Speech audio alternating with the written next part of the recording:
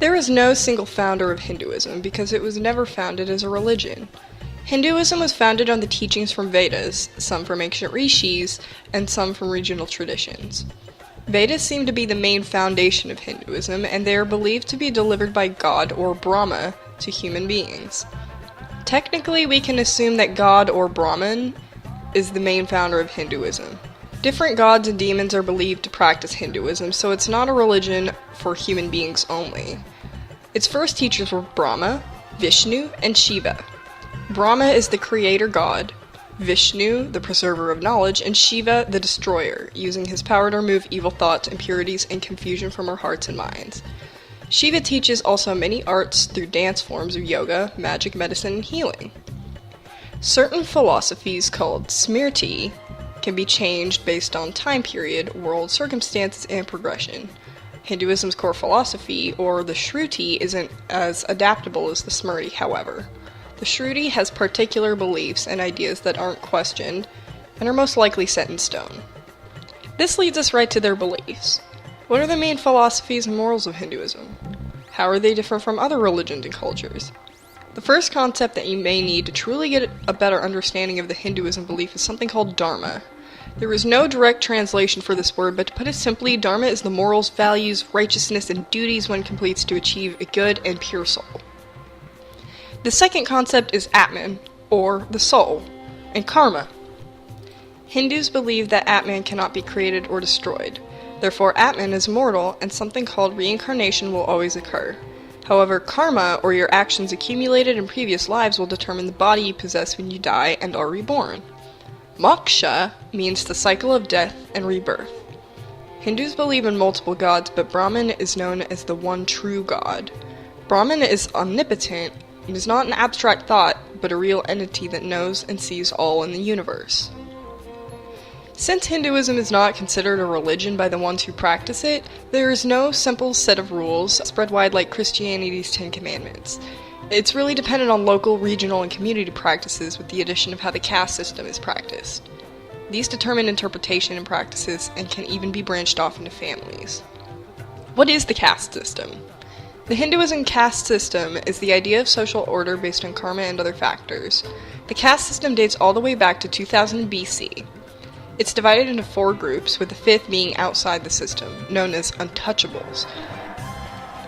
These groups are the Shrutas, Vaishyas, Kshatriyas, and the Brahmin, with the Brahmin being at the very top. In a short summary, the Shrutas are the lowest, and the unskilled workers and laborers. They're menial and work maintenance. Vaishyas are skillful, but are still merchants of material things, such as artisans, farmers, and craftsmen. Kshatriyas are higher and are born warriors and administrators with the duty to protect, such as police and military. Finally, the Brahmin are the highest, having the Dharma their area of focus. These are religious leaders, priests, and teachers, spreading the word of Brahman. These groups are actually determined by birth and not by personality. Karma determines who you were born from, and their family social class will be the group that you're assigned. Having good karma will give you a better opportunity to be reborn into a family with a higher position on the social ladder. If bad enough, you could probably become an untouchable. But what are untouchables? Why are they untouchable? Untouchables, also called Dalit, are people outside of the caste system, and although declared illegal in 1949, traditionally there were many disabilities and disadvantages that came with it. People often segregated and discriminated against this class, and were not even considered part of the caste system. They often worked in lower and more degrading jobs such as maintenance with urine and fecal matter. Many are considered pagan and even eat beef and cattle. The cow is sacred in Hindu belief, and doing something as disgusting as eating one seemed unforgivable by most. Their touch was seen as dirty and polluting to those in a higher part of the caste, thus called untouchable. Hinduism dates back all the way to 5500 BCE without a particular founder or traditions recorded in a particular point in time. The practice of Hinduism itself is believed to have always existed. There are texts and scripts other than archaeological evidence regarding the beginnings and teachings such as Vedas, or the collection of teaching via writings, hymns, and ritual texts. These texts refer to the gods Brahma, Shiva, and Vishnu, also known as the Hindu Holy Trinity, or Trimurti. Hinduism is notorious for being widely practiced in India. With approximately 80% of its population practicing it, it's simple to assume that it's mostly an Indian practice. India has a very large population, so even if Hinduism isn't prominent in other countries, it's still rather largely practiced considering the proportion of people currently living there. Vedic literature is what many people first think of when they think of Hinduism texts because it's the most commonly read and practiced throughout Hinduism culture. The Vedas and Sanskrit are also the oldest and most ancient.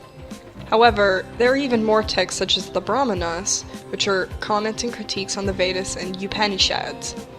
It also gives more explanation on the four Vedas texts, the Rig Veda, the Yajur Veda, the Sama Veda, and the Atharva Veda. The Upanishads, dated back to 700 to 300 BCE, delves into a deeper meaning of the Vedas. Then there are the Sutras, containing a collection of proverbs and sayings. Then there are the epics. Each contains stories and collections of literature pertaining to the best ancient Hinduism followers. Hindus are to perform the 5 great sacrifices, which consist of 1. The worship of Brahma by reciting the Vedic verses. 2. The worship of gods with burnt offering. 3. The worship of living spirits by offering food to animals and insects and scattering grain in 4 directions, the center, in the air, and on the household utensil. 4. The offering of hospitality to members of one caste. And 5. The giving of offering to one's ancestors. There are also the samskaras, that are to be performed through many stages throughout Hindus' lives. There is a certain universal symbol known as Om, spelled A-U-M, and is said to represent God in his 3 forms, Brahma, Vishnu, and Shiva. It's universally accepted as a phrase to become closer to God and merge individual thoughts with him. The word Om is 3 letters, each symbolizing a different meaning. A is the beginning, U meaning in progression, and M meaning the resolution or end. The symbol appears in several Indian religions, including Buddhism. There is also the Sri Yantra, the image of common focal point used for meditation and peace. The design itself represents the form of a goddess. Finally, the cow, the most sacred animal in the Hinduism culture. The cow provides milk and butter and is often used in rituals. Many even believe that God takes shape in the form of a cow. Hindus do not eat cows. This is seen as blasphemous, and if you were even caught doing so, you were seen as untouchable and shunned by society.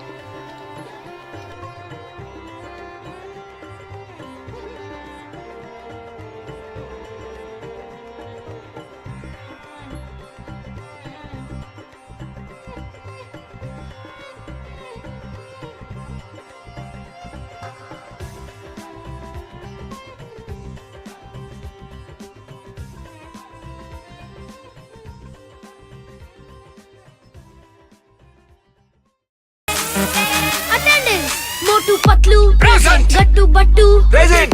Ninja Present. Kenichi Present. आज का topic है D